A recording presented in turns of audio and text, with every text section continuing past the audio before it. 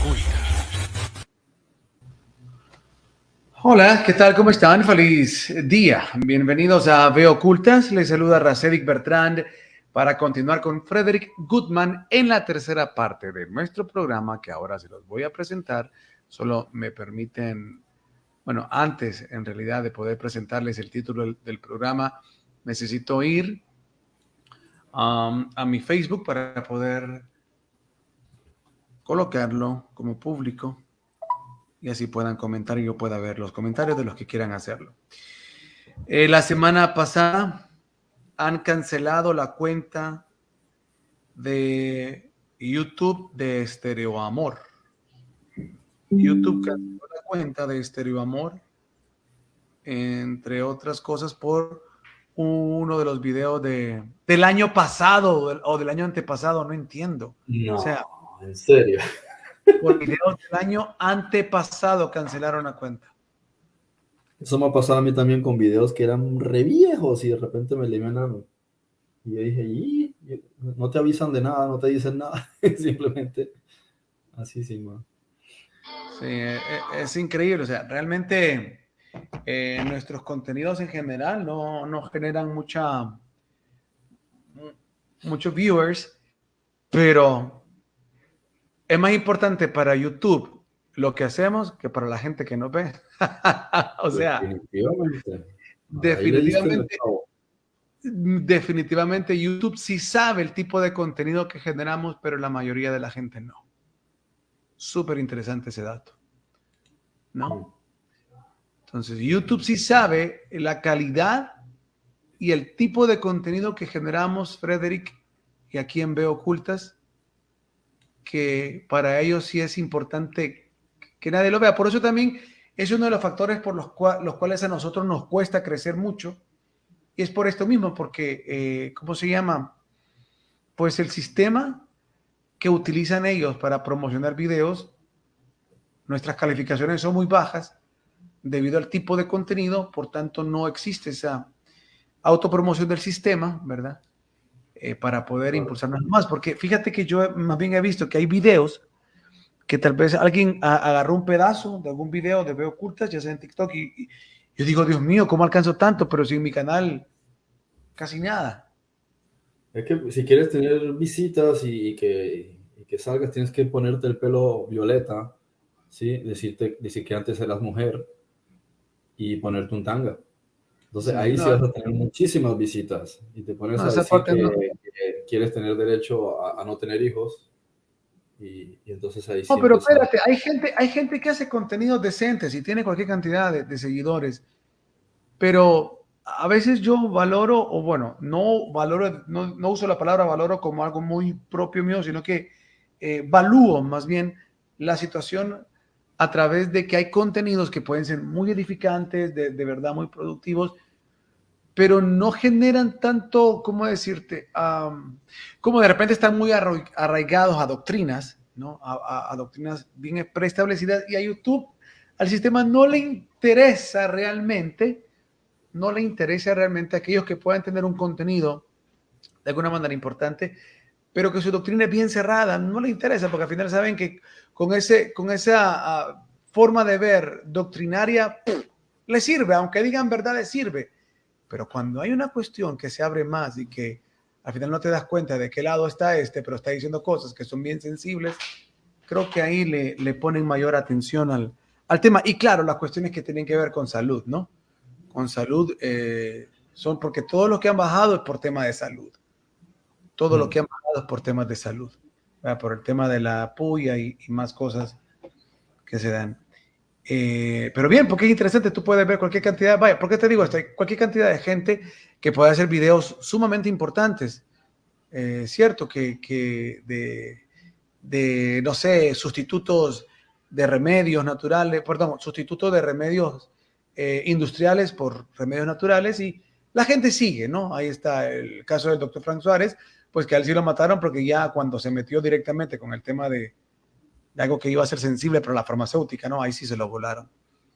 Pero bien, pero en términos de contenidos generales no hay mayor cuestión, solo que sea algo realmente que sea muy sensible, no van a permitir que eso vaya para arriba. Bueno, Los 10 mandamientos, herramienta para la humanidad, parte 3. Okay, vamos a continuar. Nos quedamos en el culto iconográfico, o sería el segundo, o sí, mandamiento o precepto. Solo déjame hacer un comentario acá. Permítame aquí a mi gente que está.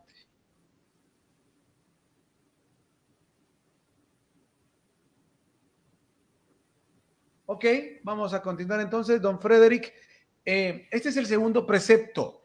El culto iconográfico lo titulaste, que tiene que ver, ¿verdad? Es decir, no te hagas imágenes de otros dioses, ¿verdad?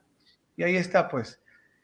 Ok, continuamos. Recordarles que este programa o esta tercera parte, lo que estamos tratando de los 10 mandamientos, es un enfoque tanto centrado en poder descubrir más allá de la letra, o sea, esa visión del mensaje que va a la mente y que algunos le llaman de manera general, es como el sentido espiritual, la imagen espiritual de eso que está escrito.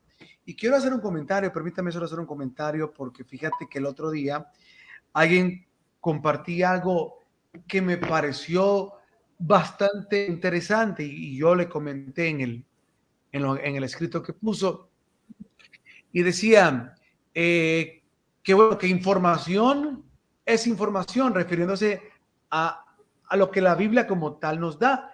Y se hacía la pregunta, porque muchas veces en estos análisis hay gente que dice, bueno, lo que está escrito en la Biblia tiene una figura literal o tiene una figura en un sentido espiritual o mental. Y él decía, la Biblia lo que da es una información, e información es información. Entonces yo le respondía, pero es que si nos vamos realmente al origen, y van a ver a dónde quiero llegar con esto, si nos vamos realmente al origen de la palabra información y encuentra cómo está formada o estructurada la palabra, la podemos derivar en informa, ¿verdad? Información. Entonces, lo que nos está diciendo esto es que o sea, información significa aquello que te forma interiormente, aquello que te da una estructura para formarte interiormente. Por ende, cuando nosotros no entendemos realmente estas cosas, es donde nos mete gol el sistema, porque el sistema, la palabra información está prostituida. O sea, información para cualquiera tiene que ver con algo desde el punto de vista estrictamente de la materia o aquello que corresponda a una información que no está relacionada con el interior del hombre, que no está relacionada con tu verdadero yo. Y en este caso, nosotros tenemos que entender que realmente si estamos hablando de un libro inspirado, como la mayoría habla, por la deidad, en este caso tenemos que entender que cualquier información que esté dada ahí, como primer propósito y el más esencial, tiene que estar relacionado con el interior. Y ciertamente hay otras cosas que van a tener que ver con el mundo de la forma. Ciertamente, la profecía tiene muchas cosas que tienen que ver con la forma, me refiero al desarrollo del suceso de eventos, pero principalmente cualquier enfoque, por eso mucha gente acertadamente dice que la Biblia no se puede leer si no es con el Espíritu Santo. Porque realmente si no se entiende que el primer objetivo en este caso, de la Biblia o cualquier texto espiritual, lo primero es el interior. Por eso es información, ir hacia adentro, dar forma hacia adentro de una estructura o datos que se quieren dar, pero tiene que ver con el interior, con el interior. Ok, entonces, en este caso lo hago esta aclaración porque debemos de comprender que el programa que estamos tratando tiene ese sentido. Sacar esa información de los 10 mandamientos, de aquello que tiene que ver con el interior, con la mente, con el hombre como tal, y lo que tiene que ver con la forma, con el mundo de la materia, con aquellas cuestiones que sirven como estructura social, como estructura, ¿cómo se llama? También de salubridad, como estructura de convivencia, pero sobre eso se derivó todo desde los preceptos que están enfocados al interior, a dar forma a aquello de lo que somos realmente. Y eso es algo que tenemos que grabarnos. Todo lo que se nos dice en la Biblia, por eso dice, Él nos formó antes de conocernos, como obras en manos del alfarero. Todo está en comprender ese principio esencial que muchos también hablan, Freddy, cuando dicen, ¿verdad?, que nosotros lo que tenemos que hacer es regresar a nuestra naturaleza, regresar a lo que somos, o como bien también dice el Antiguo Testamento, regresar a la senda antigua, que esto mucho a la gente lo pierde, con esto de regresar a la senda antigua. Entonces ahí dicen, sí, tenemos que regresar a la Torá, sí, tenemos que regresar a las ordenanzas. Regresar a la senda antigua, regresar a tu origen, a tu esencia, de dónde veniste. Y esto es lo que yo quiero dejar bien claro al inicio de este programa para que entendamos entonces sobre qué aspectos estamos hablando. Frederick, bienvenido. Si quieres comentar algo sobre lo que dije y luego continuar, pues será más que bienvenido tu comentario. Adelante. No, yo voy a entrar en materia directamente. Bueno, nos encontramos con que el versículo 4 de Éxodo 20, que está hablando sobre el segundo mandamiento, dice, no te hagas para ti mismo, ¿sí? Para ti, pesel, ¿sí? Que es lo que traducen o definen como una imagen grabada. Y, y agrega, o cualquier tmuná, o sea, similitud, sea que esté en los cielos, sea que esté en la tierra, debajo, o que esté en el mar debajo de la tierra, ¿no? Bueno, todo esto tiene un significado demasiado profundo para poder profundizar si nos metimos en temas metafísicos, pero vamos a abordarlo desde el punto de vista de derecho, ¿no? Puse aquí que el decir no te hagas para ti es para la propiedad del individuo, o sea, es para ti, tiene que ver contigo. Tú no te hagas figuras para tu posesión. Habla de pesel, que es una silueta o una apariencia física de algo. Bien, y eso puede ser cualquier tipo de figura o conceptos. Y yo recuerdo que en una, no me acuerdo si fue en esa ocasión o en qué debate lo tuve o qué tema jurídico lo hablé, cuando se menciona, y es un tema bastante interesante y deja mucho que pensar, el hecho de que las fotografías, ¿sí?, son una imagen de nosotros mismos. Y te dice, no te hagas para ti mismo una imagen. Y sin embargo tienes que el ser humano lleva haciéndose fotografías por más de 100 y, no sé, como 100 años, ¿no? Yo no sé cuándo apareció la primera fotografía de blanco y negro, ¿no? Por lo menos en la época reciente. Pero si uno quiere ser literal, te está diciendo no te hagas imágenes para ti mismo. Eso también es una forma de ver lo que te está diciendo, no te hagas fotografías. Ahora, la cuestión sería, ¿cuál es el punto? Porque al decir ni, o sea, al agregar o haber una extensión, ¿sí?, del mandato, ya nos está dando un contexto, porque puedes sacar arbitrariamente una interpretación, pero aquí puedes observar que te está diciendo tumuna, ¿sí? Entonces te está hablando de dos cosas, y que esa tumuna sea de cualquier cosa en general que esté en los cielos, en la tierra, en las aguas. Ahora, la lógica de este mandamiento ha de estar conectada con lo primero y con el significado de las imágenes. Sin embargo, ¿qué hacemos con el arte? Sí, porque si lo vemos desde ese punto de vista, entonces en la antigüedad no habría ni una sola figurita ni para que los niños jugasen, porque dicen, esa es una imagen de algo que no debería estar. O mira, no puedes hacer una pintura en un mural porque no puedes hacerte ninguna imagen, pero hay que entender cuál es el contexto. ¿Sí? El mandamiento, sí, se está refiriendo a la honra, el culto, la ovación, la reverencia, etc. Entonces, ese es el sentido que tiene, ¿no? Como cuando algunas personas dicen, no, porque el pecado del hombre fue que quiso ser como Dios. Y le digo, ¿y el resto del texto? Dice como Dios en conocer el bien y el mal. Porque no te estoy diciendo que tú seas como Dios y que tú eres como Dios, no fuiste hecho de su imagen y semejanza. El asunto es que hace falta la otra parte del texto, porque si no, saca las cosas de lugar. Por tanto, lo podríamos aplicar a banderas, heráldicas, efigies, bustos y sus múltiples representaciones, como en las monedas o en los billetes. ¿Por qué? Porque todas estas cosas son de pertenencia de otro y que son pertenencia a una figura que no tiene nada que ver con Elohim. Te está diciendo en el primer mandamiento, no sirvas a ningún otro Elohim. Como anexo, no te inclines ni hagas figuras de cualquier otra cosa que esté en el cielo, en la tierra y demás. Y se sobreentiende que eso está relacionado con otras deidades. De la misma forma, un gobierno es una deidad, ¿sí? De hecho, mira, le llaman gobierno, qué palabra más vulgar, ¿sí? Es como decir que es un gobierno. Ahora necesito que me gobiernen, ¿no? Es un estado, ¿sí? ¿Te Así puedo como se le... interrumpir ahí con pregunta? Sí, Ok, es que varios elementos que me llaman la atención, ¿verdad? Cielos en la tierra y en las aguas, debajo del cielo, debajo de la tierra. Pero antes de esta, eh, es que, ¿por qué no ser como, vaya, más claro y específico en decir, no te hagas imagen de todo aquello a lo cual vas a entregar tu energía? Es decir, vas a entregar todo aquello que desde adentro te quieren robar. Es como tu enfoque, tu ¿cómo se llama? Tu atención, tu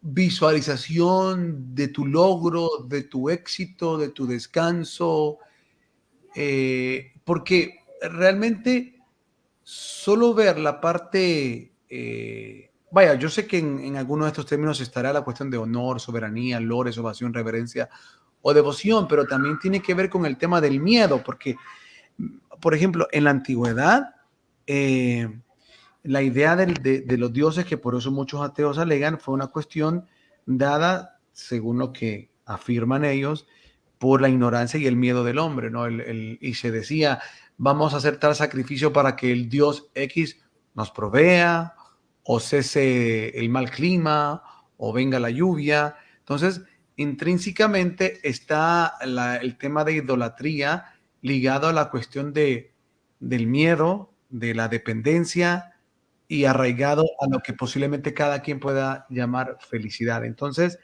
tiene relación también esto con lo que te comento, Frederick. Aquí hay algo de esto y cuando me respondan te hago la siguiente pregunta. no te entendí. Ok, si detrás de este precepto, el culto iconográfico, también detrás de lo que nos estás exponiendo es esta cuestión de que nosotros no caigamos en el engaño de todos estos seres que están detrás, escondiéndose, llámese así, Sí, como sí, claro. Es que hoy sí por eso te dice que si uno lo analiza de determinada manera, te está diciendo figuras que están en los cielos. Bueno, si fuese así no dibujaría ningún ave, pero ¿a qué cielo se está refiriendo? No se está refiriendo a este concepto del cielo físico, sino el cielo no físico.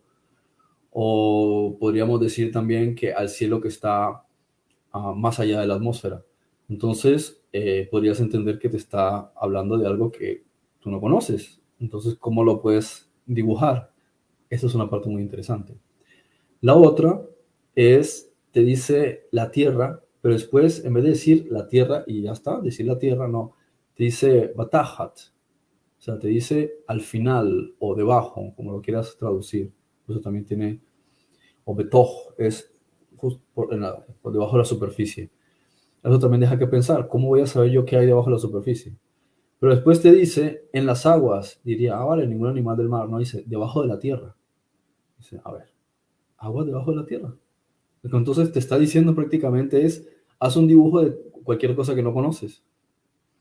O haz una representación de cualquier cosa que no conoces. Eso no tiene ningún sentido. Entonces, no te está diciendo que hagas una figura de algo que se ve en la naturaleza. Te está diciendo algo que no existe en la naturaleza física o que está conectado con tus sentidos. Entonces, ¿a qué se está refiriendo? ¿A qué tipo de cosas tú le harías una figura que esté por allá lejos, por allá abajo de la tierra, por allá abajo de los mares? Que es también una referencia a dimensiones. Entonces, para que tú hagas un dibujo sobre eso, tienes que conocerlo. Y para conocerlo tendrías que hacer alguna especie de ritual de invocación. Básicamente, esto es muy profundo porque te está diciendo, te está hablando del ocultismo, pero no el ocultismo en el sentido de que algo esté oculto, sino se está refiriendo a todos estos conceptos de satanismo, de la invocación a espíritus oscuros, a demonios, a espíritus elementales, cualquiera de esas cosas. Es eso a lo que se está refiriendo, que no les hagas figuras. Porque tú puedes hacer una figura de un pájaro y eso no tiene ninguna relevancia. Pero cuando tú haces una figura sobre un demonio, eso tiene otra relevancia. Bien, entonces aquí hay muchas cosas muy profundas y muy interesantes en Sí, relación es al que, tema de las figuras. es que realmente, por eso te decía en el comentario, no lo dije con estas palabras, pero creo que estas son las palabras idóneas, tiene que ver con la intención con la cual se utiliza esta figura. Y creo que es un tema bastante importante porque es justo, por ejemplo, hablarlo así por todos aquellos que solo juzgan a la Iglesia Católica y a los fieles que pues se arrodillan ante una imagen, le piden una imagen o realmente eh, tienen una sobrevalorada a la imagen como aquel objeto que ciertamente genera o tiene poderes capaces de hacer algo. Y yo quiero hacer un comentario y luego pues tú, ajá, Que sí, sí, ninguna figura, vale. no, continúa y luego sigo con lo que quería decir. Ninguna figura tiene poder salvo el que tú les des. Y esto nos lleva al comportamiento psicológico. Si tú le das a una persona, por ejemplo, un niño, ¿no? Que no tiene influencia de nada, y tú le das una figurita de una paloma y le dices, ¿qué piensas? Piensas, es una paloma, es un pajarillo, algo inocente. Ok, ahora hay una figurita de una ballena y dile, ¿qué opinas? Él dice, un animal, una criatura del océano. ¿Sí? ¿Te das cuenta? No hay nada en relación a lo que estamos hablando. Pero si tú coges y le das una figura de un monstruo, como los dibujos animados, las figuras de los monstruos que están tan de moda, ¿sí? Y le dices, ¿qué te representa? Si él no tiene influencia de dibujos animados o de Marvel o de todo eso, él cuando ve esa criatura y dice, es un monstruo. ¿Y qué significa un monstruo? Un monstruo significa un demonio. ¿Sí? O sea, si nos vamos desde el punto de vista cultural o folclórico, ¿sí? Todas esas figuras que no se parecen a nada de la naturaleza son monstruos. Los Pokémon, los no sé qué, Doraemon, todas esas figuras son demonios, ¿no? Pero no lo digo en un sentido de satanizar las cosas, sino que sencillamente, como no son de la naturaleza, evocan otra cosa, evocan un monstruo. O sea, la forma cultural en la que se ha transformado la definición demonio es en la palabra monstruo. Entonces, monstruo es algo que no se parece a nada que se conozca, ¿sí? Pero en el fondo, um, no tiene ningún tipo de codificación con tu subconsciente. En tu subconsciente no hay figuras de monstruos, porque todas las cosas tienen un sentido. Incluso si te aparece en un sueño un murciélago, tú sabes que es un murciélago.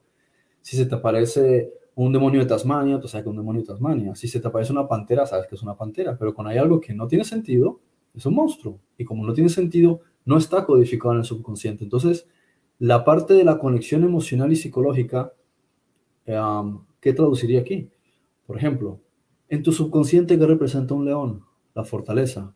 Bien, entonces para ti tener una figura de un león te va a programar o te va a inducir a una idea de fortaleza. De hecho, muchas personas ponen siempre dibujos de leones. Un segundo.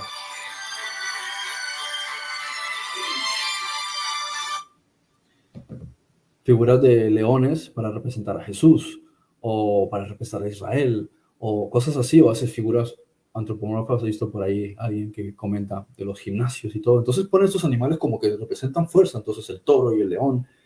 Otras veces quiere representar un águila. Cuando quiere representar algo malo, pones una serpiente o un cocodrilo, o algunos han visto por ahí ponen un alien, ¿sí? Como para representar algo oscuro. Entonces, porque tú sabes que no hace falta ser un genio para entender que hay una conexión con ciertos elementos.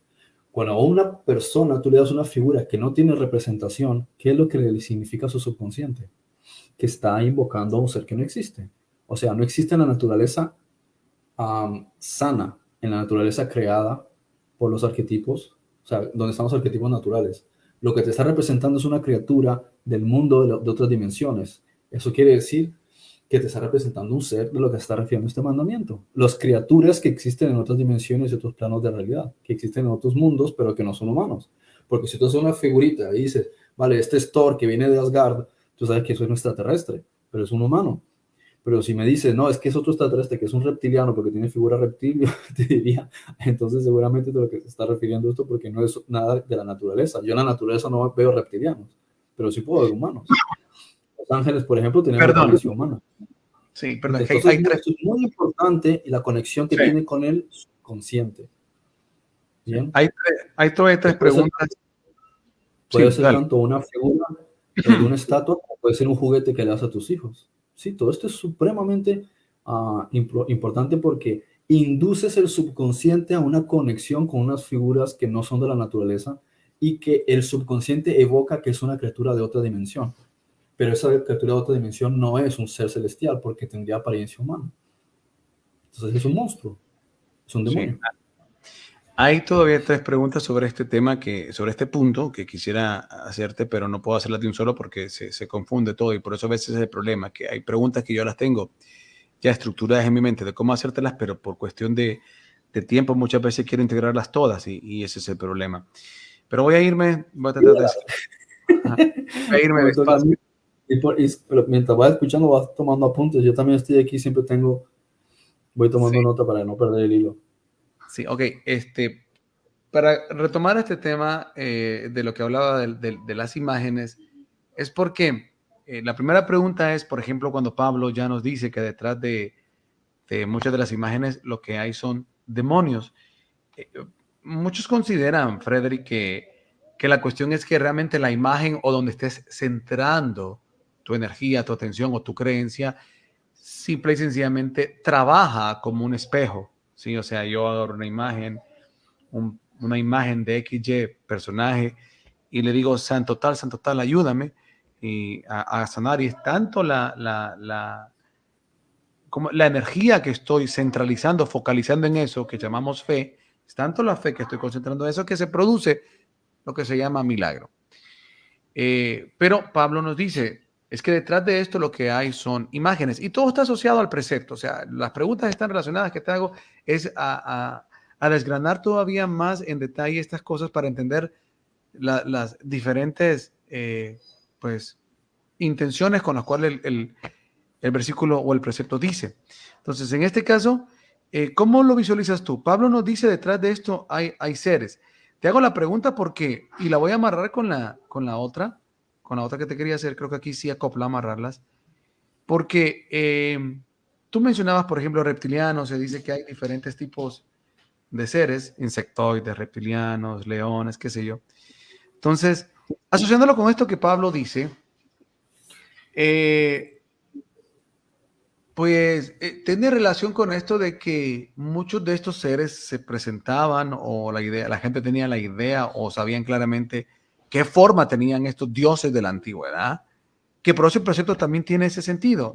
Lo vuelvo a repetir y encajar. El sentido también tiene que ver con el hecho de que detrás de estas imágenes literalmente hay tipos de rémoras, tipos de seres energéticos que están utilizando, o sea, que literalmente es lo que dice Pablo, se esconden detrás, son capaces de introducirse en esas cosas materiales para centrar la materia o tiene que ver con el hecho de que sirven como espejo y que no hay ningún, llamémosle demonio detrás de ellos, como Pablo lo dice, o realmente es que cuando dice lo que mencionaba de cielo y tierra es porque hay dioses de la antigüedad que pertenecían a diferentes razas, que tienen formas de animales, de diversas formas.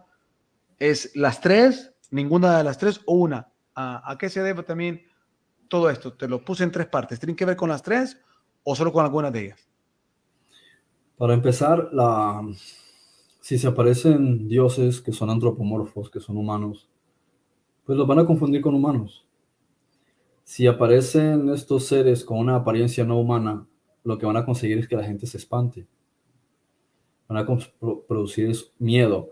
Te puede aparecer con la cabeza de un conejo bonito, pero te aseguro que cualquier persona que vea a un ser humano con cabeza natural de conejo se espanta.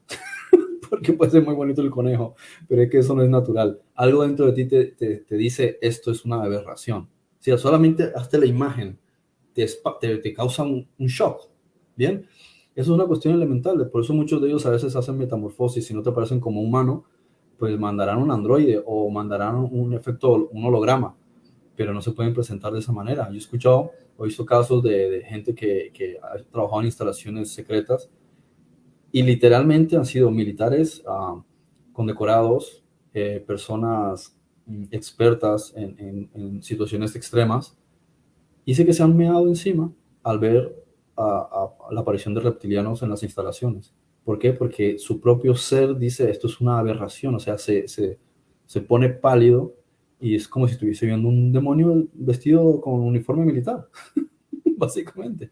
Entonces, Sí, incluso dioses mucho. o no dioses, el asunto es que ellos, para presentarse a los seres humanos, tienen que presentarse o como seres humanos o utilizar proyecciones holográficas. Sí, pero fíjate qué interesante porque, por ejemplo, sí, hay muchos que acotan lo que tú dices, que hay teorías que mencionan, por ejemplo, que los reptilianos y otros seres no se presentaron hacia la humanidad por el espanto que iban a hacer y que utilizaron otras razas o que también por ello utilizaron a propios humanos, ¿verdad? Para presentarlos como deidades, para evitar, para esconder esto. Pero es interesante también ver la contraparte cuando ves en muchas de las iconografías de la antigüedad, en Egipto, deidades, o por lo menos es la idea que tengo, de deidades con cabezas de pájaros, deidades con cabezas de toro. Entonces bueno, Claro, la pero pregunta nuevamente pero vuelve a ¿quién eso. lo Ajá. representó? ¿Quién lo representó? O sea, que es la parte interesante de lo que estamos hablando. Fíjate, cuando dice precisamente esto de esas criaturas, el historiador babilonio Berroso, o sea, él dice ¿cómo se dice? A estos seres, a estos reptiles antropomorfos, con ellos, en alguna ocasión fueron vistos, los babilonios los llamaban a ellos los musaru, o también los llamaban los anedoti, que quiere decir repulsivos. Fíjate la propia palabra, cómo los definían, no los llamaban reptilianos, decían que era una aberración, o sea, que era un monstruo, que era algo horrible cuando los veían. ¿Por qué? Porque el ser humano sabe, si ya de por sí a veces las serpientes producen un impacto, tú imagínate una serpiente antropomorfa, o sea, tú te sientes literalmente que es una especie de demonio y te sientes supremamente amenazado. ¿Bien? Y eso, o sea, por un lado hablando sobre ese punto de lo que estás mencionando. Otra cosa era, me remontas, ¿sí? Al punto del que me hubiese perdido de las preguntas que me estabas haciendo si no respondía a lo que a lo que estabas preguntando, ¿no? El hecho de que una de las cosas importantes de los cultos y evocaciones, y que es de esto lo que estamos hablando. Estamos hablando básicamente es de brujería y satanismo. No estamos hablando de que mi papá me hizo un caballito de madera y si juego con el caballito de madera estoy cometiendo pecado. No. Estamos hablando de lo que directamente está relacionado con la idolatría. Pero, ¿qué es la idolatría? ¿Qué otro Dios se pone celoso? Mira que le están orando una piedra en vez de a mí, diría. Ustedes son tontos. Es que no se trata de eso. Se trata de que es el satanismo lo que hay detrás de esto. Los druidas y los magos negros, los brujos, ellos cogían lugares específicos y hacían un círculo, ¿no? Y en ese círculo ellos utilizaban cierta forma geométrica, usualmente puede ser un pentagrama o un hexagrama, y en cierto momento se hace una conjunción. Hay una conjunción, esperan qué posición está la luna, y hacen un ritual de sangre. Normalmente cogen una piedra importante, una piedra que ha sido consagrada, y realizan un conjuro a través del cual X o Y ser que está en otra dimensión, o sea, de lo que está hablando el segundo mandamiento, que es esos que están por allá en los cielos, es decir, otras dimensiones superiores, que están por allá debajo de la superficie de la Tierra en otras dimensiones o planos paralelos, y los que están abajo en dimensiones inferiores. Entonces cogen a ellos y hacen un conjuro para que ellos puedan tener una conexión. Si no existe esta conexión, vamos a llamar entidades o entes, no pueden estar de forma natural porque la luna genera un campo energético, electromagnético y un cierre de portales. Toda la Tierra está llena de portales, tiene por lo menos 360 portales. Entonces, todos estos portales mantienen la Tierra protegida en sus campos electromagnéticos, sus campos que diferencian entre una dimensión y otra, entre un plano paralelo de cada dimensión y otro. Esa es la razón por la cual tú no andas por ahí viendo espectros, ¿sí? No es natural. Cuando ocurre es porque es algo antinatural. Y normalmente son seres humanos desencarnados. Es raro que sea algún tipo de demonio dentro de cualquier jerarquía.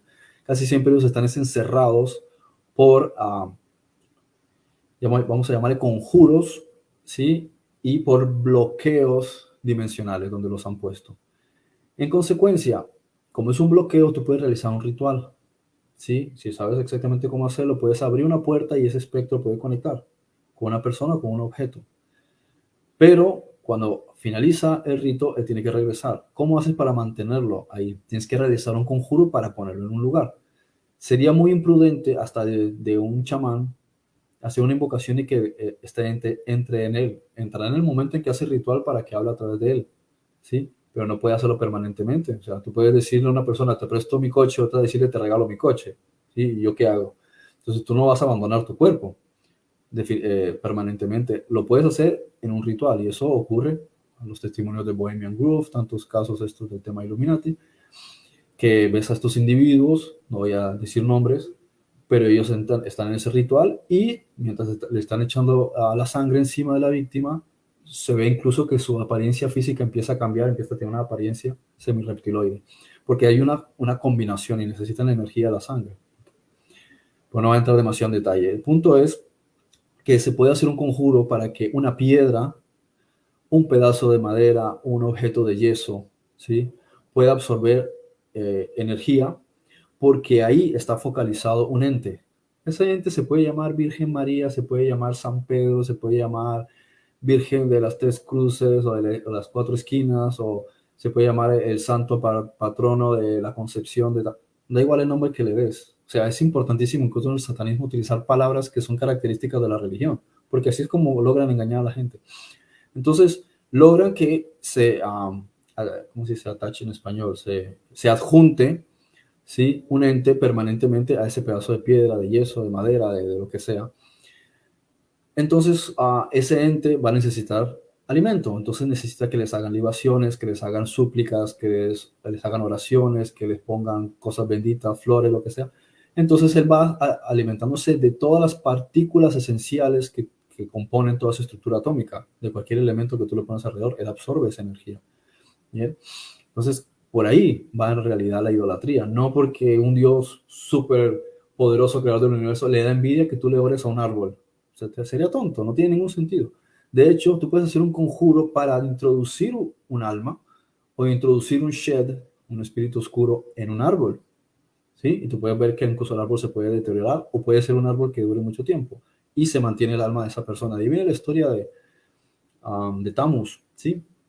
Y la regeneración de un árbol donde cuando el árbol estaba creciendo introdujeron ahí su alma para que se mantuviese permanente en el árbol. Por lo menos eso, independientemente de que fuese un relato cierto o no, está inspirado en un concepto relacionado con la brujería y no sé cómo llamarlo, cómo se denomina, que es, creo que los sumerios tenían un término para esto, pero no me acuerdo ahora, que es incorporar un ser en un elemento físico.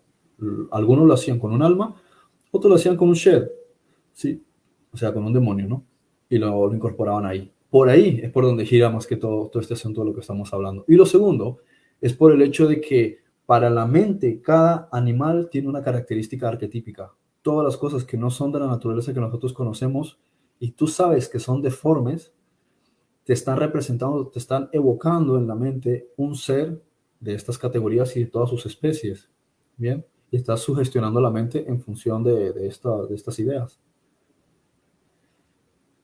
Perfecto, sí, es que ese era mi deseo, que se pudiese aportar a la gente esta comprensión y que entiendan la importancia de comprender desde otras perspectivas esos debates estériles que muchas veces se dan, porque aparte de todo esto que veníamos diciendo, otro componente importantísimo es el hecho de lo que te decía al inicio, a qué o a quién estás entregando tu energía, porque por eso muchos de repente pues no, bueno, sí en parte tiene relación, por ejemplo, con el dinero, con los billetes o con alguna imagen, porque vaya, por ejemplo, se me murió un familiar y yo en mi tristeza, ¿no?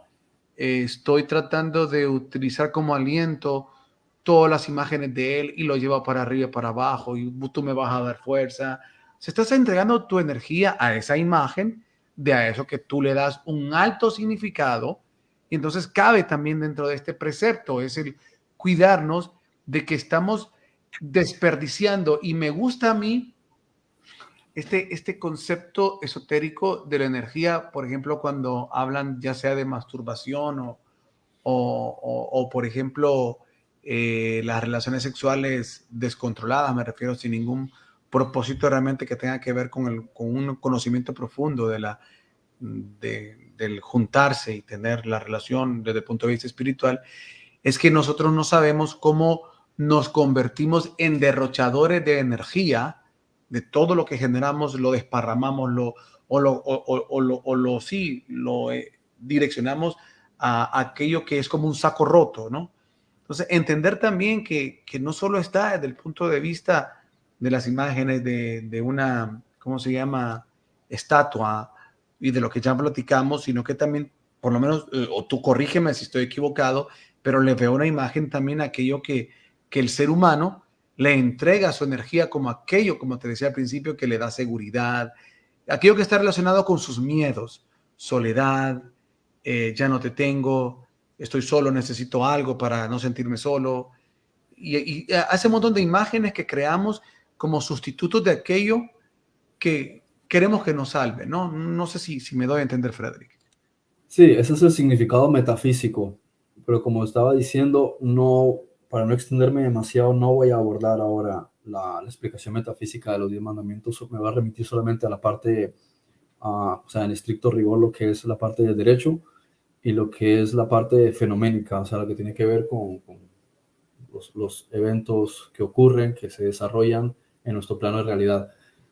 Claramente tiene un significado metafísico, pero me extendería mucho y tendría que ser un apartado solamente para la parte metafísica de los mandamientos. Entonces vamos a hacer uno que sea en la parte metafísica de los 10 mandamientos. Entonces me voy a ceñir con esto que me estás diciendo estrictamente a los elementos que has dicho. Me voy a retirar completamente de la cuestión metafísica, pero sí quiero que la gente entienda desde qué perspectiva se está hablando esto. ¿Ok? Adelante, Frederick.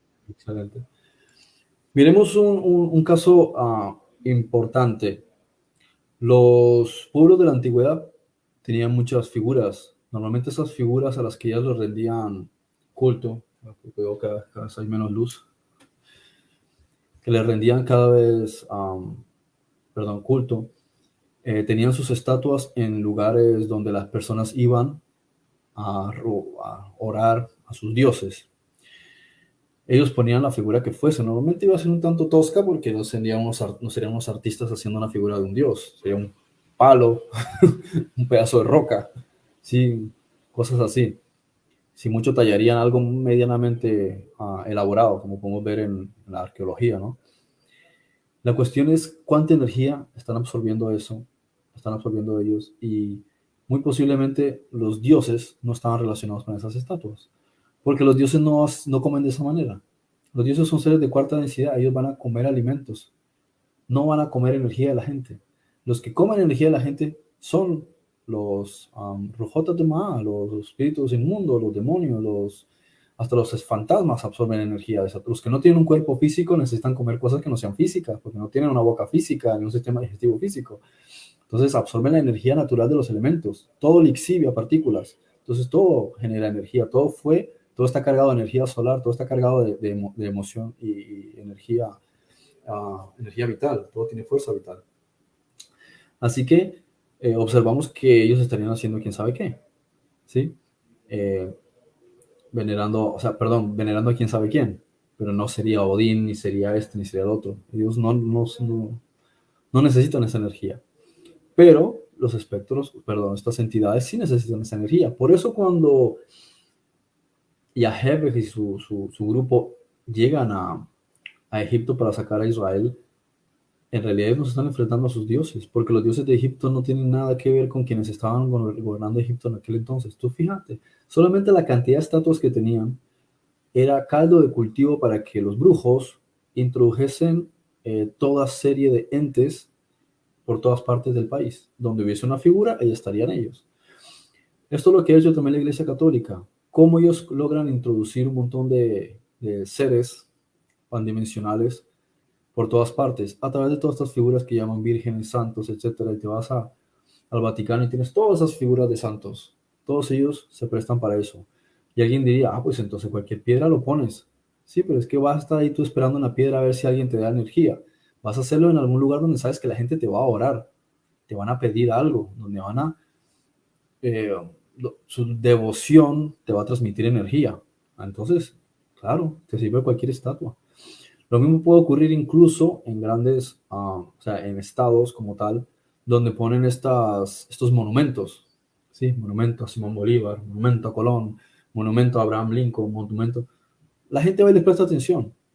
Si lo haces, pues lógico, absorbería más energía, pero de todas maneras el hecho es que de ahí viene toda esta concepción de poner esculturas y figuras. Si les das energía, eso es lo que necesitan. Otras veces no les dan energía, pero um, representan algo, ¿sí? Son un icono, son algo que representa un concepto o una ideología o una realidad, pero lo más importante es aquellos a los que los seres humanos les dan veneración o culto, ¿no? A ver, ¿qué más que yo quería por hechizos? Sí. Bueno, sí, más que todo eso. A ver, fotografías actuales. Ah, bueno, está hablando también entonces eso de, podríamos decir también es una fotografía, pero depende. Si nosotros no le damos energía a esas imágenes, carecen de valor. ¿Por qué ibas a poner tú un póster o un afiche de Goku si a ti no te gusta Dragon Ball? Si no te sientes identificado con Ronaldo, ¿por qué ibas a tener un póster de Ronaldo? No tiene ningún sentido. Lo tienes porque te inspira. Entonces tienes que ver, aquí viene esa inspiración. ¿A dónde va a llegar con esa inspiración?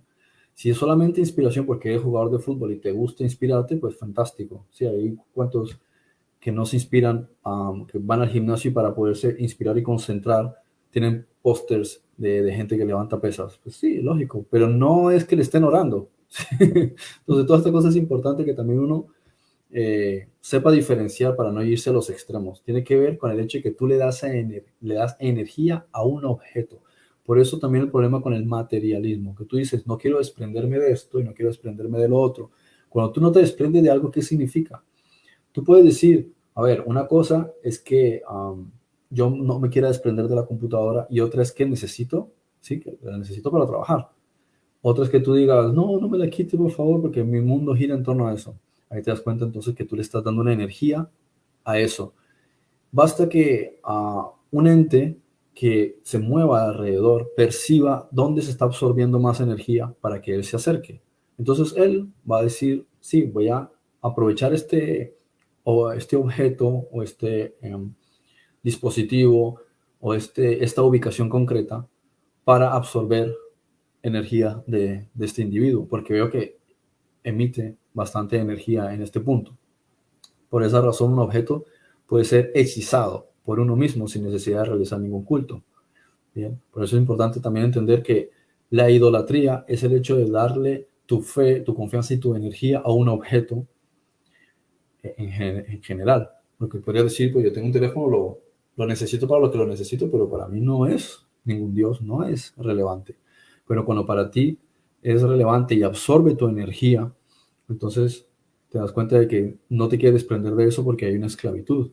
Pero la esclavitud en parte también la está infundiendo un ente que está alrededor de un dispositivo o de un objeto, de un ángulo, o alguna esquina, de un lugar, una casa o lo que sea, y él está aprovechando esa energía. Entonces, por eso introduje el concepto del, ¿cómo se dice? Sí, de la materia en sí. Luego hay otro aspecto interesante que lo asociaría más desde el punto de vista legal, que es el hecho de que los dioses no necesariamente tienen que ser seres de otras dimensiones. Los dioses pueden ser un gobierno, ¿sí? Un estado, un país, la estructura de un gobierno.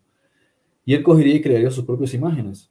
¿Sí? Dice, no te hagas imagen, pero ellos se hacen imágenes para sí mismos, que son la bandera, ¿sí? Sus heráldicas, las efigies de sus grandes conquistadores, ¿sí? O bustos, y muchas otras representaciones que tienen, como digo aquí, monedas y billetes. Tú miras un billete y ahí tienes sus símbolos, ¿sí? Tienes sus representaciones, como en el caso de los Estados Unidos, tienes a diferentes presidentes, tienes los símbolos de la masonería, ¿bien? Ahí ellos te están poniendo sus códigos y te están poniendo sus representaciones. ¿Por qué? Porque todos, el ser humano responde a un lenguaje simbólico. Entonces los símbolos nos representan cosas y utilizamos códigos. Es como cuando tú ves una estrella de David. Tú no piensas, esto es del satanismo. Tú piensas, esto es el tema de los judíos. Pero es solamente un hexagrama, pero uno lo asocia con eso. ¿Bien? Y así puedes encontrar que tú ves un símbolo, por ejemplo, la menorá, dirían, esto es de los judíos, ves una cruz, este es católico, pero solamente 2 palos, pero es que ya lo asocias automáticamente con un símbolo, ¿no? Entonces lo mismo aquí, para representar a la bestia, al sistema de la bestia, él tiene un enramado, tiene varias ramificaciones, ¿no? Cada ramificación le podemos llamar un estado. Cada estado tiene sus sonidos, lo que llamamos un himno nacional. Tiene también sus colores, lo que llamamos una bandera. Y tiene su iconografía, sus símbolos, que es lo que sería la heráldica, ¿no? Los sellos o estampados de cada país. Cuando la gente se hace patriota, está dando culto a esta religión, a su Dios, que es su estado, y a sus símbolos, que es precisamente estas estatuas, que no tienen que ser estatuas como tal solamente. Son las estatuas que están impresas en un billete, son estatuas que están impresas en diferentes eslóganes del Estado, páginas oficiales del Estado, seguridad social, todas esas cosas. Todos ellos son las imágenes de ellos a la que tú rindes culto. Y dirías, no, pero es que yo no le rindo culto al Estado, pero tú te sometes al Estado. Tú te sometes al Estado porque aceptas cualquier cosa que ellos te digan, aceptas sus legislaciones, aceptas sus ayudas, les sirves en cualquier ámbito, entonces ellos son tu Dios. Pienso que esta es la parte más importante de que uno analice cuando tú cantas tu himno nacional, ¿a quién se lo estás cantando? ¿Por qué le cantas el himno nacional a un ser que no está vivo? Si, por ejemplo, de que quisieses ir a la naturaleza y ponerte en plan Blancanieves a cantarte a los pajaritos, sería bonito, pero los pájaros son algo real. Cuando tú vas al mar y ves el océano y cantas al océano porque estás inspirado y dices, qué bonito el océano, es algo que existe, que es real. Pero cuando tú le cantas himno nacional al Estado, ¿a quién estás cantando el himno nacional si el Estado no existe? Un país es la conformación de todos nosotros. Entonces, ¿a quién le estás cantando? ¿A mí, a ti, al del espejo, a mi vecino? ¿A quién le estoy cantando? Le estás cantando a un muerto, a un espectro, porque el Estado no tiene carne, no tiene huesos, no tiene espíritu, no tiene alma, no fue creado por Dios. Entonces, es de esto lo que estamos hablando. Todas aquellas cosas que no existen ni en los cielos, ni debajo de la tierra, ni debajo del mar. ¿Por qué? Porque no fueron creados por Dios. En el sentido de que todas las cosas no naturales o antinaturales, podríamos decir que están relacionadas con Satán, por lo que no es real. Y ahí es donde está la parte interesante.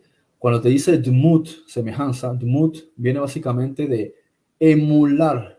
Es una imitación. ¿Por qué? Porque el mal no puede crear nada, lo único que puede hacer es imitar.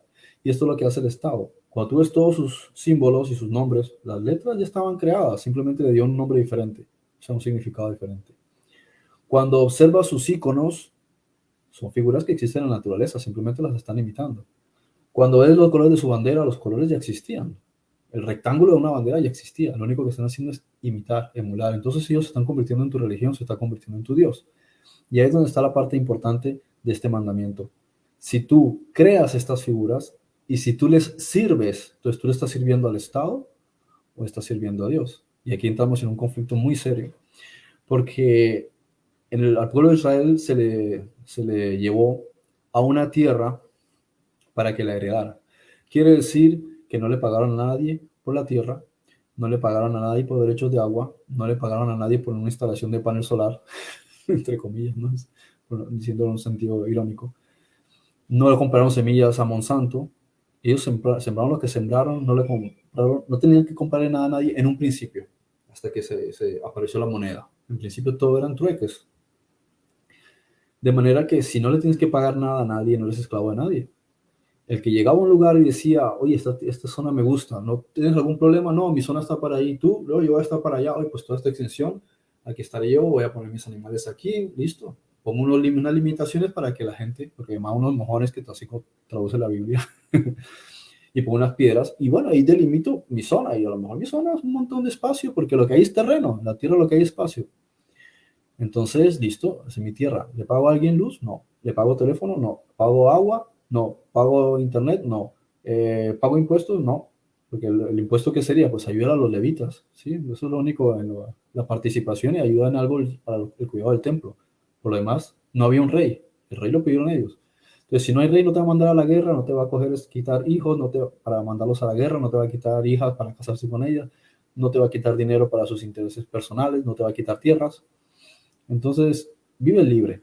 Pero ahora observemos la sociedad hoy día. Es una sociedad que para poder subsistir, entre comillas, dimite de todos sus derechos. Bien, entonces le hacen una copia de todas sus cosas, te hacen una imagen y una semejanza de tu cara para ponerlo en un carnet, te hacen una imagen o semejanza de tu huella dactilar, ¿sí? Para poner muchas cosas, te hacen una imagen y semejanza, o sea, te piden tu poder, o sea, una firma, te dan un nombre, ellos dicen que tú te vas a llamar así, y te vas dando cuenta de que todo es una copia de ti mismo, que se la dan a un documento, a un carnet, a un papel, a una cosa, y a partir de ahí tienen una autoridad sobre ti. En consecuencia, todo el sistema de la sociedad está hecho basado en la esclavitud. Todos los sistemas de registros son esclavitud y lo que quieren es que tú les sirvas a ellos, sirvas al Estado y por encima de todo, sirvas a la moneda. Porque la moneda es el Dios. Observemos que la moneda, viene la palabra moneta, ¿sí? Pero es un juego de palabras.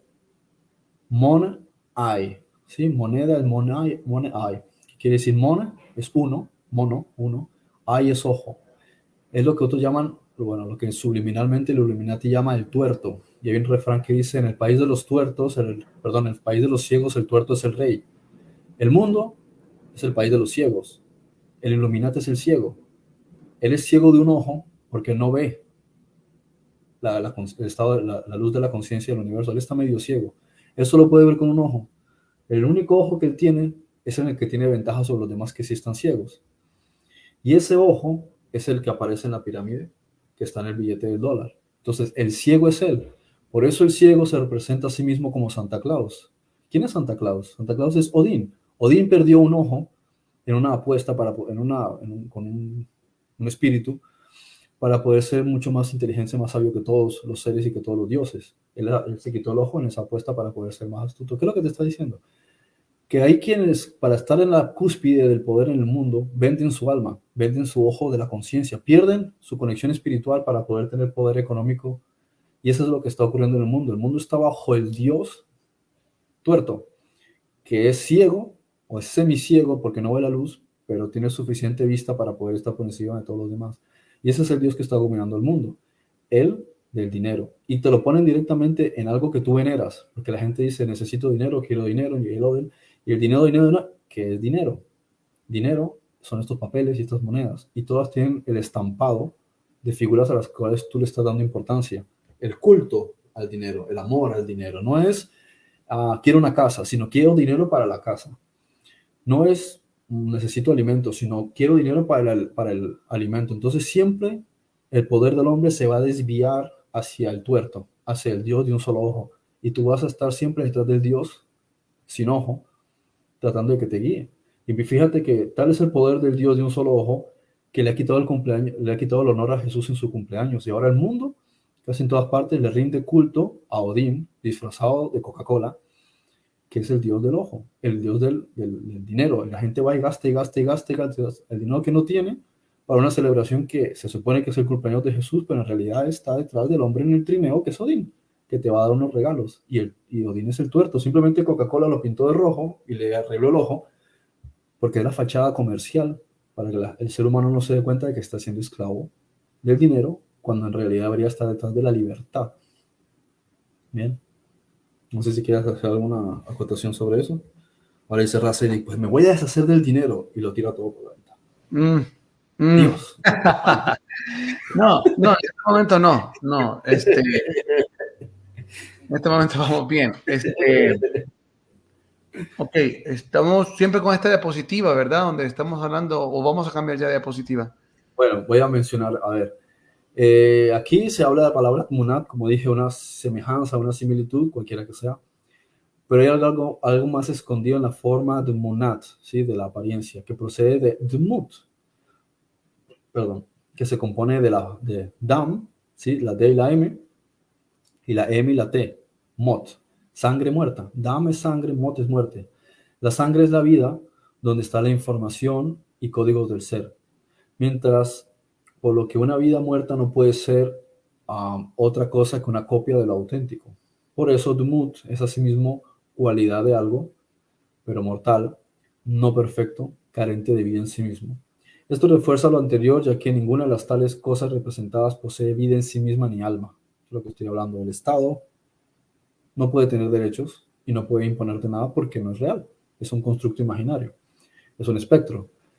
Otra cuestión en este precepto es que dice Yahweh que es celoso, ¿sí? Hay el texto que dice, yo soy un Dios celoso, bueno, o envidioso, diría la traducción adecuada, usando la forma hebrea caná. Acordémonos de Caín, ¿vale? Caná es comprar, adquirir por pago. Caín significa lanza, también lamento, pero las palabras están conectadas. La apreciación no encaja en el contexto, salvo que se refiera a celar, cuidar o velar por lo suyo.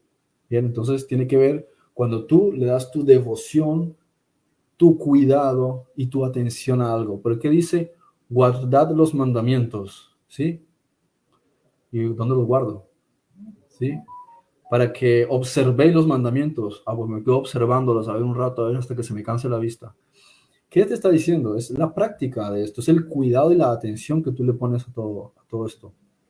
Y como dije, también está relacionado con el hecho de que tú le entregas tu vida a esto. Tú estás esclavo para conseguir dinero, no estás esclavo para buscar la felicidad. Eres esclavo de un sistema en vez de buscar la felicidad, la libertad. No corrompe la naturaleza de las cosas, ya que su estructura e identidad no guarda relación con los otros señores. Mezclar ambos sistemas es una forma de adulterar la esencia de las cosas. Entonces, aquí tenemos el problema. Por eso Jesús dijo, no puedes servir a Dios y a Mamón, porque es incompatible.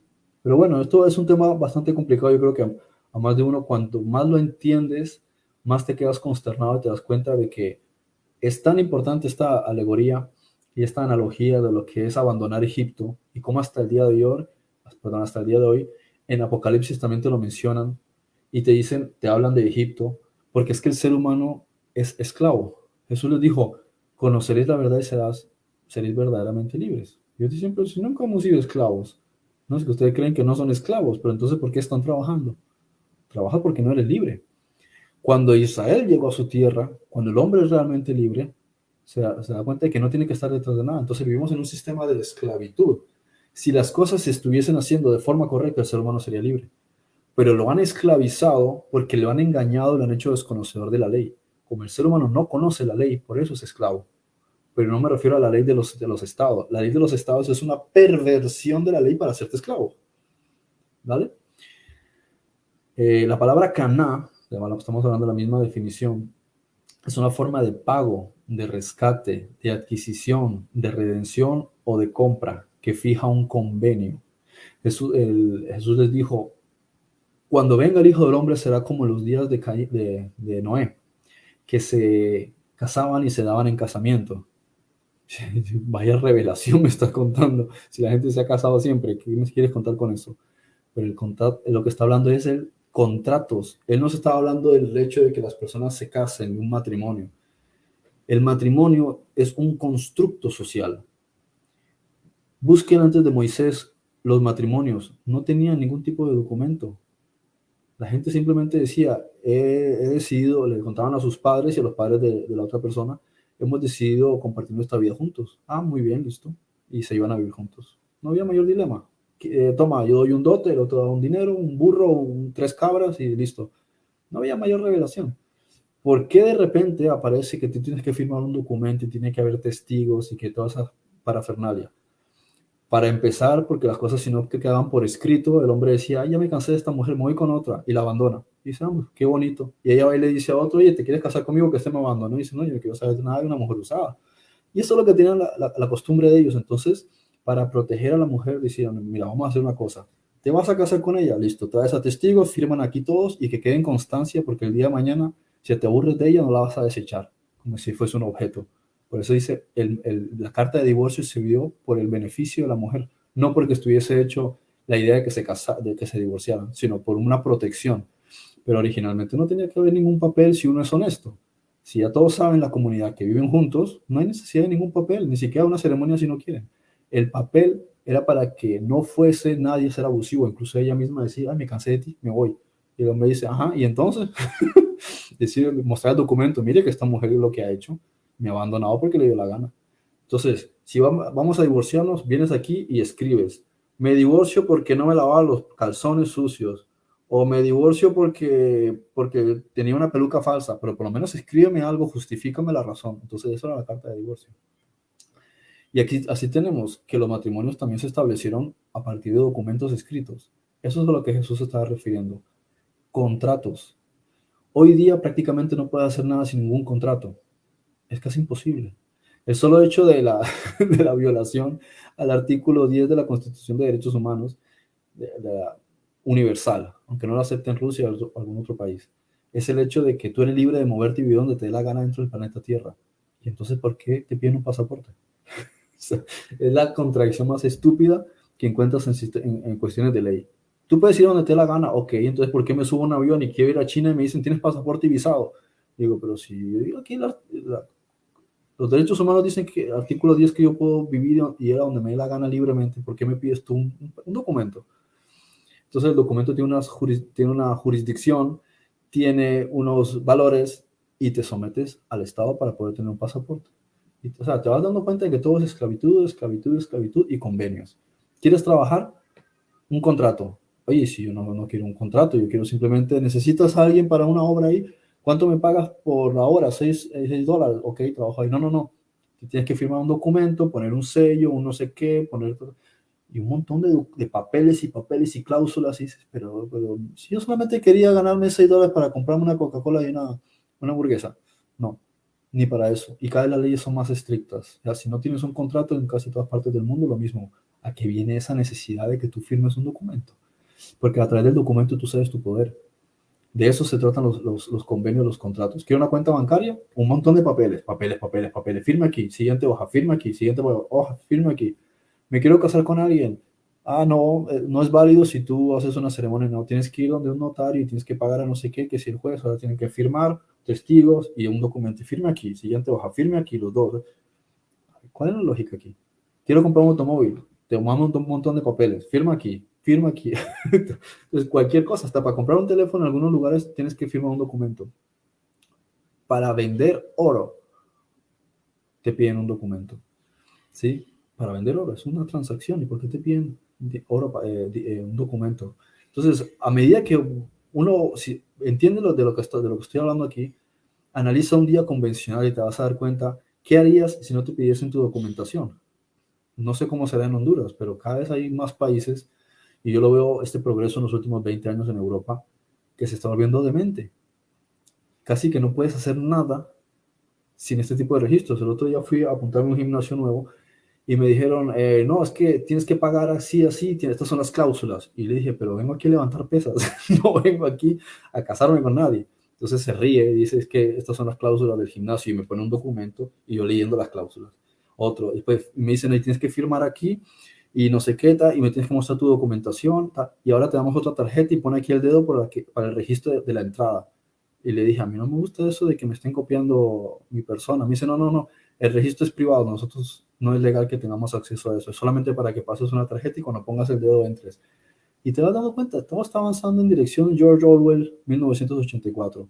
Es una copia de ti mismo, una copia de ti mismo. Y te estoy diciendo, no te hagas copias de ti mismo. ¿Por qué? Porque ya sabía el grupo Yaheber también, esto está anexado al mandamiento, lo que esto iba a significar para el futuro. Al ser humano le van a copiar a tal grado que todo tu ser biométrico lo pueden replicar y decir, ah, este es el que asesinó a fulanito, y te dice, yo nunca estuve ahí. Ah, no, deja ver el video, y ahí sales tú asesinando a fulanito, y dice, pero si ese día yo estaba en otro lugar, porque lo recrean con inteligencia artificial. ¿Y todo por qué? Porque tienen una imagen de ti. Entonces, como tienen una imagen de ti, te pueden replicar, te pueden duplicar, te pueden imitar, te pueden robar la identidad, y tú estás registrado en todas partes y tu cara aparece en todo lugar. Ahora vas a los aeropuertos y ya reconocimiento biométrico. Ya pones el dedo. Entonces copia de tu registro porque tu huella es tu código. Es tu código humano. Tu cara es el código que te dio Dios y te lo están copiando. En esa dirección va todo eso. Entonces todos estos mandamientos en realidad te vas dando cuenta que es lo opuesto a la libertad del hombre, que es el sistema de la bestia, el sistema de la esclavitud, copiar al ser humano, quitarle el original y poner uno que pertenece al Estado, que tiene todos tus datos. Tu nombre no es tuyo, es del Estado.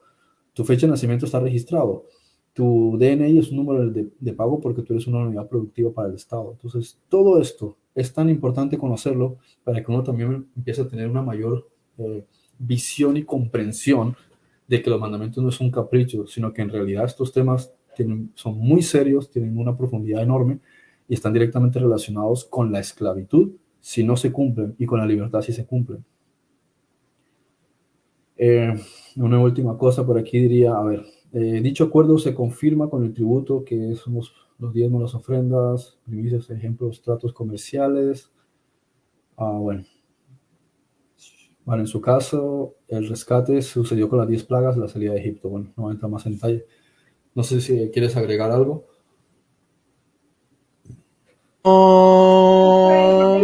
Hijo, La se tira el pasaporte y lo quema, dice, bueno, al infierno. si Bueno, es el toca, infierno. si toca, ok, es que sí me ha llamado la atención acá. No, es que ya sería entrar en otro tema, así que mejor dejémoslo así, fue un convenio en ese sentido, yo acuerdo se confirma con el tributo. Sí, más que todo explayar en esta parte. ¿A qué te refieres? Bueno, igualmente Caná es una forma de pago, rescate, adquisición, redención o compra, que fija un convenio. En ese sentido, dicho acuerdo se confirma con el tributo, que en su caso son los diezmos, ofrendas y las primicias, la limosna. Me gustaría que amplíes un poquito más acá, porque, a ver, no sé, es que Cuando él dice, yo soy un Dios que cela, es decir, es un Dios protector, ujú, ¿bien? Eso está asociado con el tributo.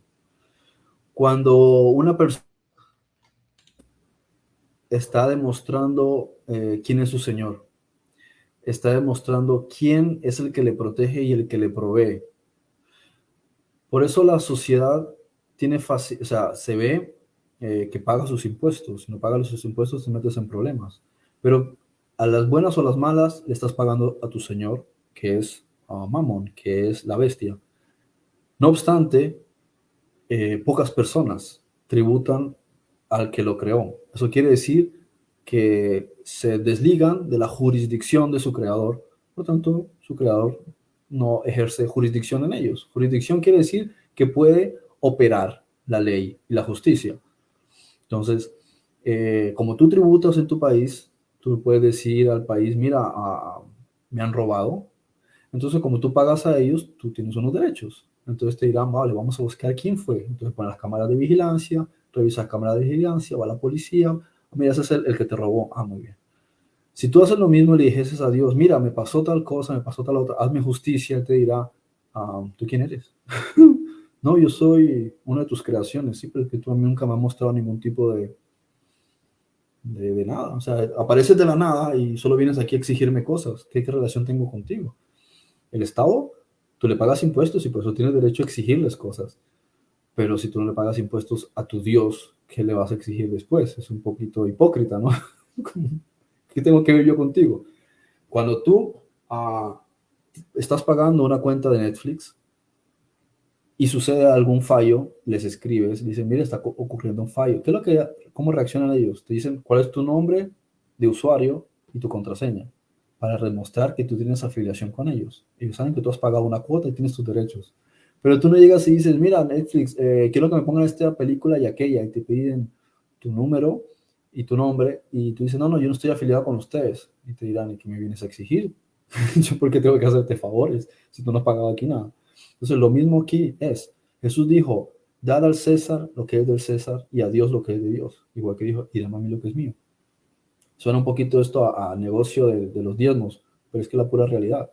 Si tú no le tributas a tu Dios, que es tu creador, solo le tributas al César y a la bestia, pues, ¿qué es lo que esperas? Pues que te sirva la bestia, pídele a ella que te dé, ¿sí? Es el sistema que te haga justicia a él, ¿vale? Entonces, ciñete al sistema del mundo y el sistema ah, del mundo te da. Por supuesto, es el de César, pero no le dos, vengas a exigir a Dios o a pedir a Dios o a esperar cosas de tu Dios, porque es hipócrita. Porque tu Dios te dirá, nunca te has interesado por mí, nunca has puesto un centavo, ¿sí? En lo que es la institución que yo puse en la tierra, y tú me vienes a mí a exigir cosas. a eso voy. Bastante Okay. hipócrita. Dos preguntas. Tú que has estado en Israel y que has estado más de alguna vez y viviste también allá, las personas que entienden esto del diezmo, ¿a quién diezman o a qué diezman? Es muy, o sea, el diezmo está integrado dentro de la cultura judía. Okay, Eso ¿cómo es, lo hacen actualmente? Lo que lo hacen, sí, sí, es que una de las cosas importantes de la administración económica está asociada con los diezmos, precisamente. ¿Cómo lo hacen? A ver, en Israel se pagan muchos impuestos y estos impuestos No sé si hay impuestos indirectos como aquí en España, pero me parece que sí. O sea, hay impuestos directos y impuestos indirectos. No me acuerdo el porcentaje ahora, pero es bastante elevado, igual que en Inglaterra y en Estados Unidos. Y ese impuesto va destinado a la estructura de gobierno, al aparato militar, a lo que es el Sahal, y a la comunidad religiosa. Por lo que los religiosos depende, ya habíamos hablado de los Haredim, hay algunos que son semipracticantes y sí prestan servicio militar, y hay otros que precisamente por ser religiosos están ausentes, están exentos, porque también dentro de sus valores está el hecho de no empuñar un arma, ¿sí?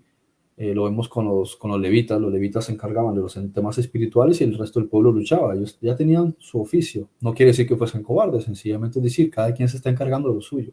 Si no O existiese sea que más alternativa, pero ujú. ya fíjate que en último término la lucha de ellos era con oración.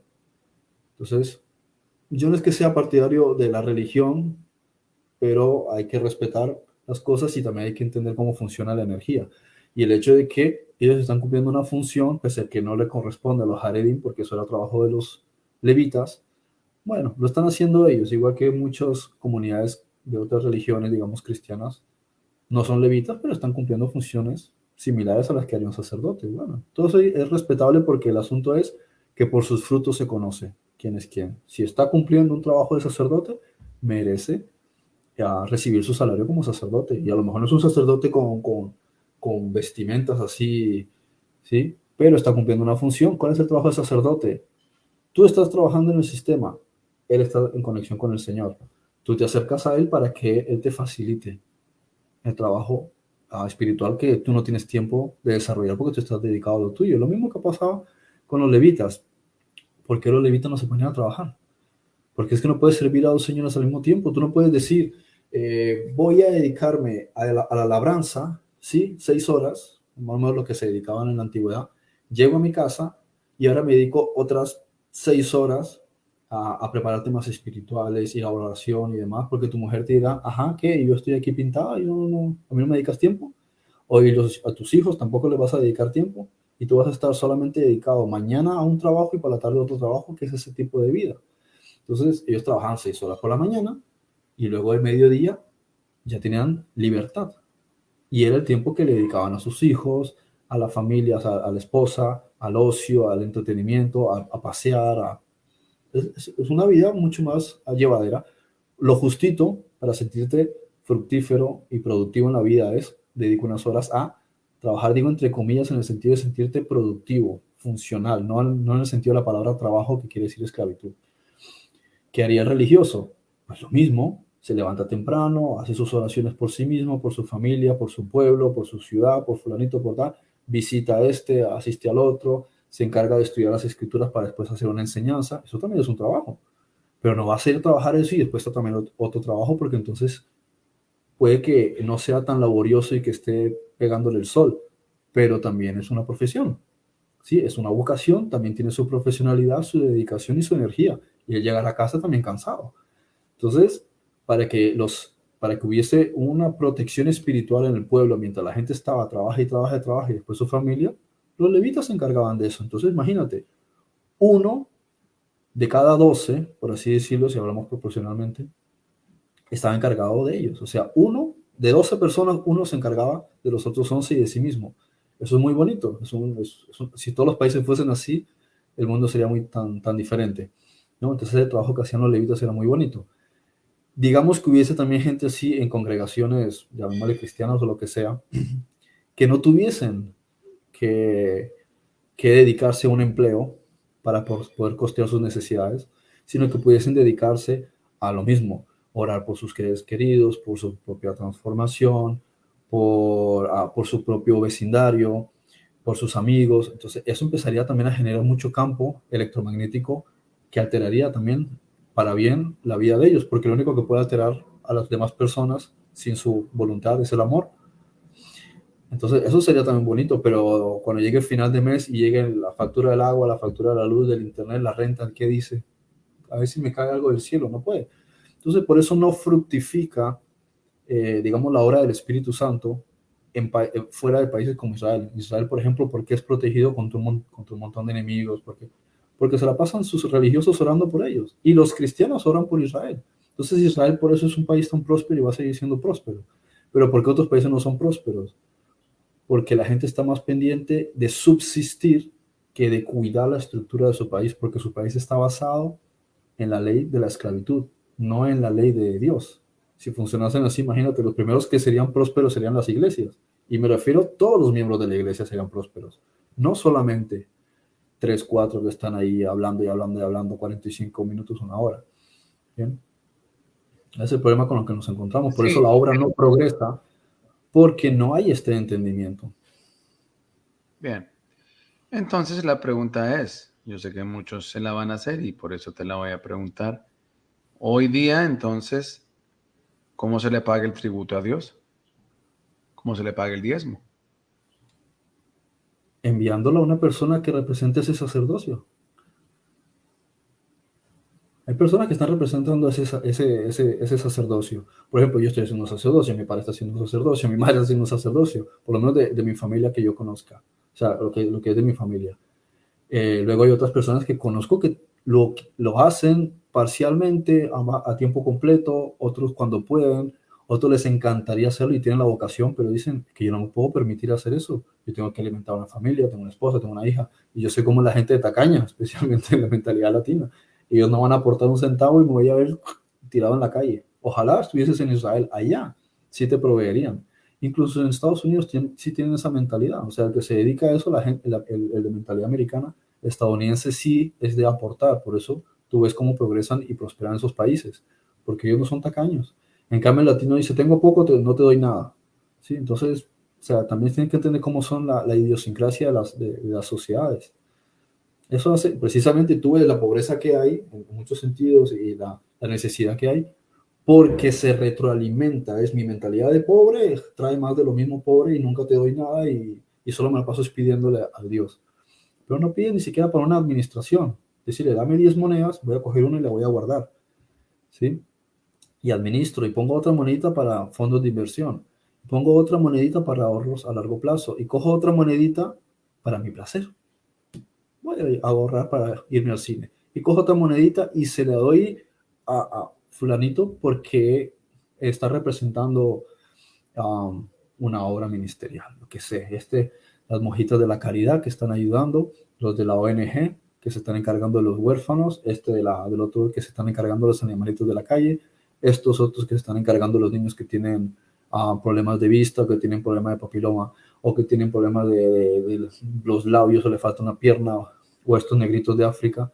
Bueno, fantástico, porque lo estás haciendo por tu prójimo. Por lo menos estás cogiendo un porcentaje y lo estás haciendo por tu prójimo.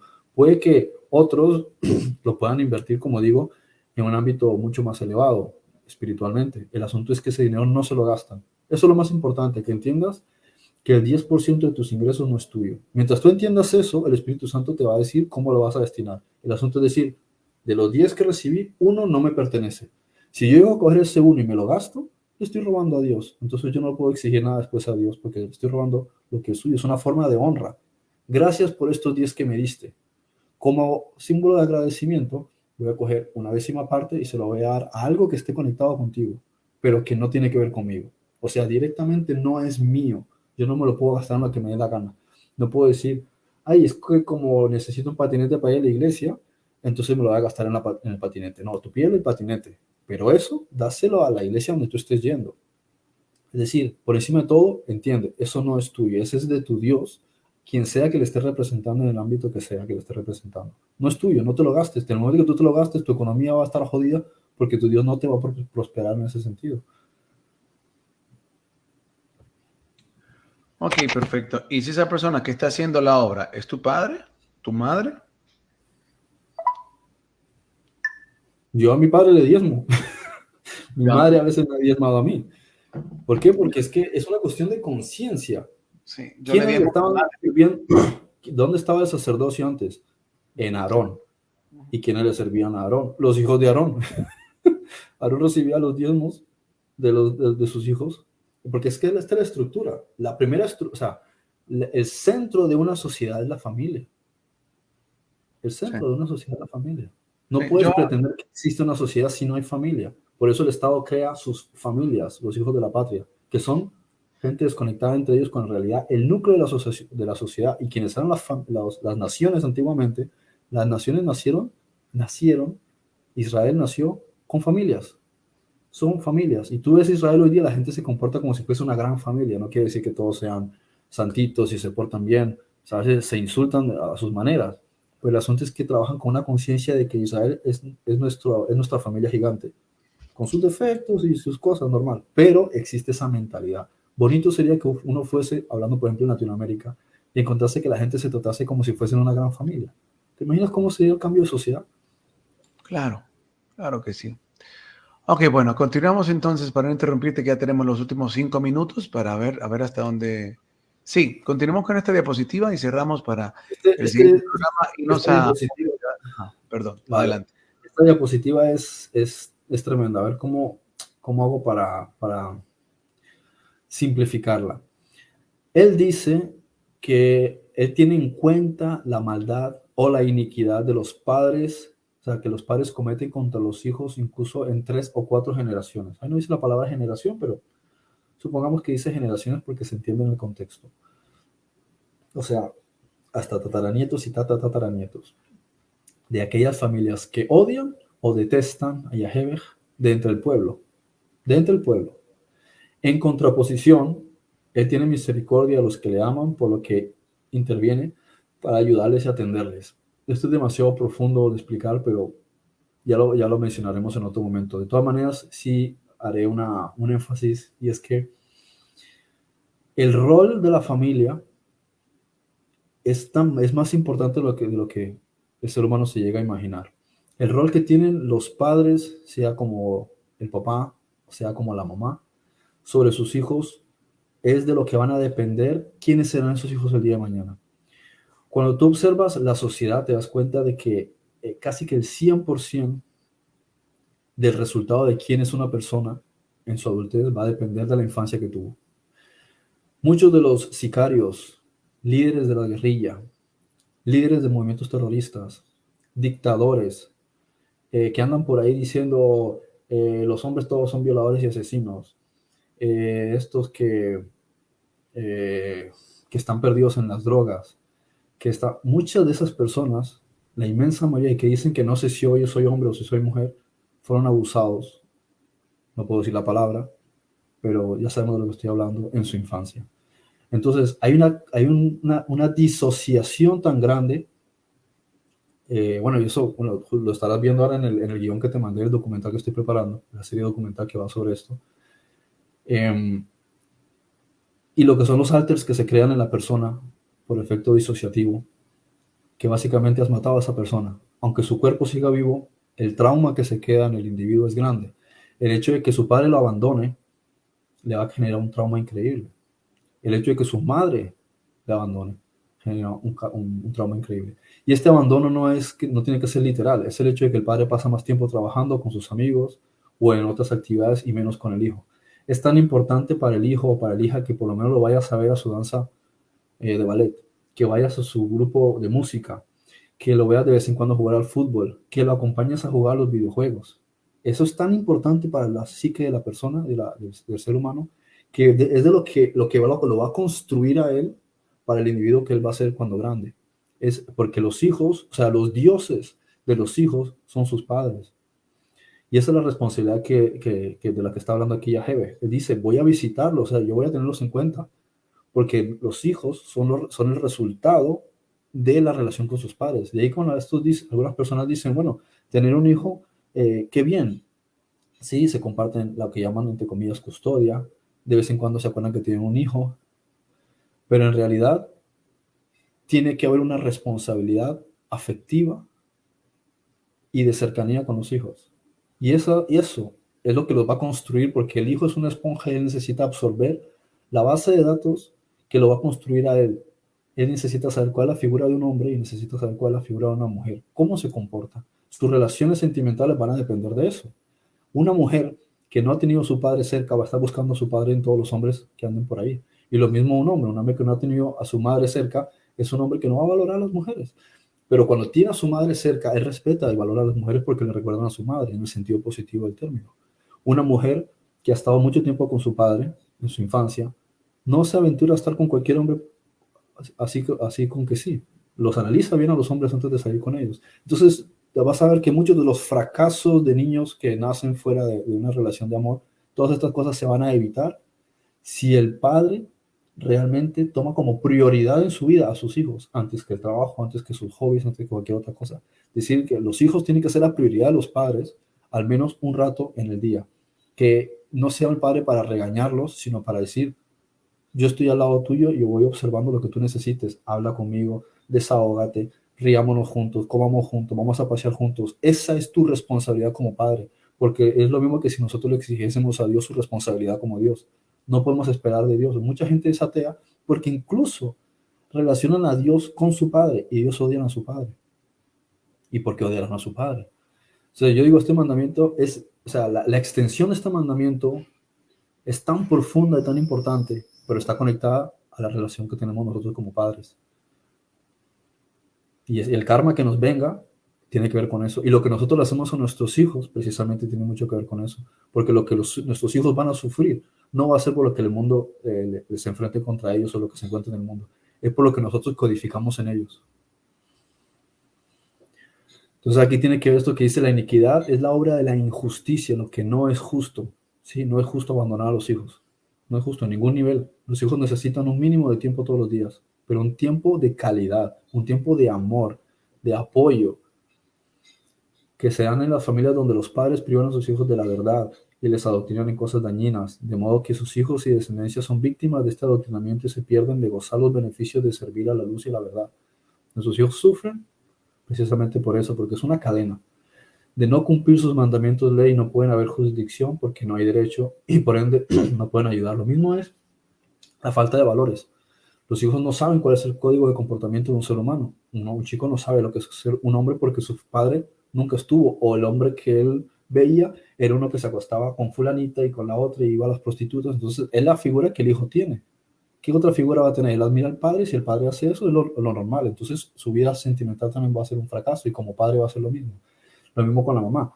Si tiene una mamá que se la pasa regañando al marido, tratándolo de estúpido, que es un bueno para nada, que no sé, él va a tener esa cargo de conciencia después también con una pareja que vaya a tener.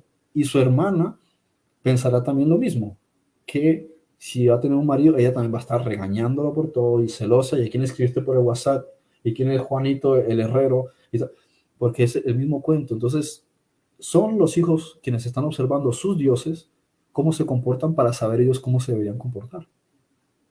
Y los valores, lo mismo, el conocimiento, lo mismo. Si los padres hacen determinadas cosas, de nada sirve que el padre fume cigarrillo y le diga al hijo, tú no fumas, yo hago lo que yo quiera, tú no fumas. ¿Qué le está enseñando? Dictadura. Le estás enseñando una dictadura, le estás enseñando que el más fuerte o el más grande o el que tiene más poder es el que manda. No le estás enseñando equidad. Sencillamente, si quieres fumar, no lo hagas delante de tu hijo. El día de mañana que se entere que tú fumabas a escondidas, te adquirirá respeto, porque sabrá, bueno, por alguna razón fumaste, pero nunca fumaste delante mío. Pudiste hacerlo y nunca lo hiciste. Eso es respeto y eso es admiración. Eso también tiene mucho que ver con el comportamiento, pero no lo va a poder hacer si el padre de él y el abuelo hacían lo mismo, porque es una repetición, una cadena, uno detrás del otro. Por eso te está hablando de la cadena, uno detrás del otro, lo que algunos llaman maldiciones generacionales. No hay ninguna maldición generacional en el sentido de la superstición. Es en el sentido de que el solo hecho de que tú no le des amor y atención y respeto a tus hijos, ya los está dañando ellos desde la infancia.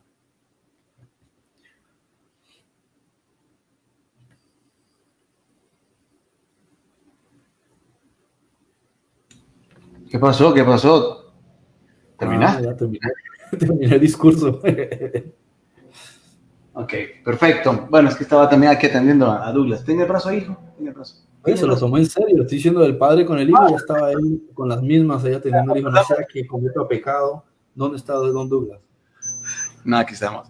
Bueno, estamos llegando entonces al final de este programa.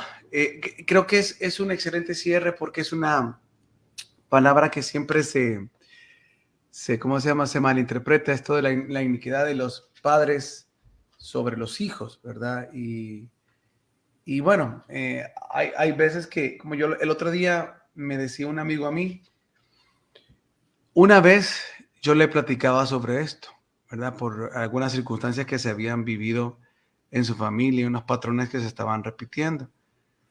Entonces, en ese momento yo se lo dije esta vez de la perspectiva supersticiosa y religiosa. Y hace como 2 semanas estábamos platicando sobre esto y me dice, yo no olvido eso que me dijiste y me ha tenido pensando. Y estaba él con miedo, ¿verdad? Porque decía, o sea, no me lo dijo con estas palabras. Para ser un poco más claro, él se murió el hermano, el primer hermano, el hermano mayor de él se murió de forma, se suicidó, se envenenó.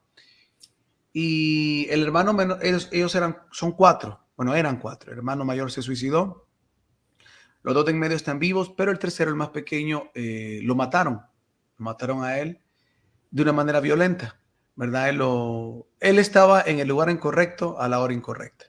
Él estaba donde no tenía que estar y lo mataron. Y a los 2 años murió el papá, murió de un cáncer.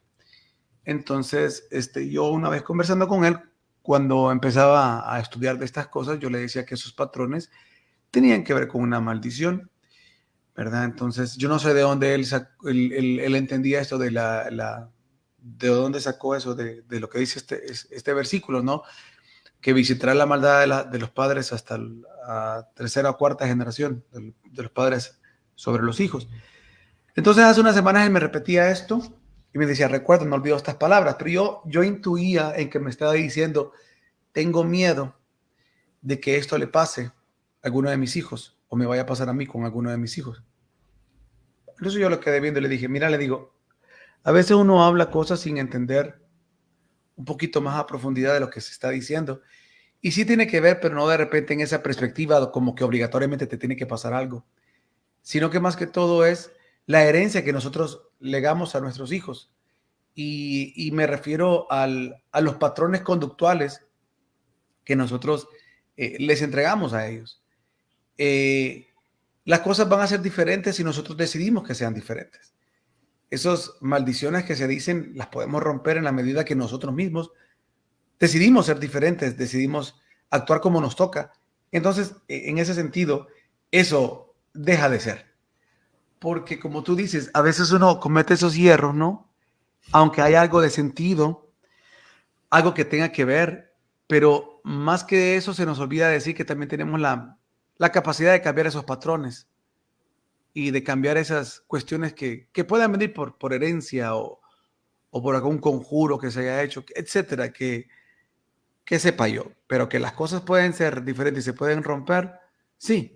Y también hay que tener las situaciones kármicas. Son temas complejos, pero creo que es importante cerrar con eso que tú dices, de entender más que todo la cuestión de los patrones que uno puede cambiar y la cuestión que tiene que ver con el rol que a uno le toca, en este caso sobre los hijos, ¿no?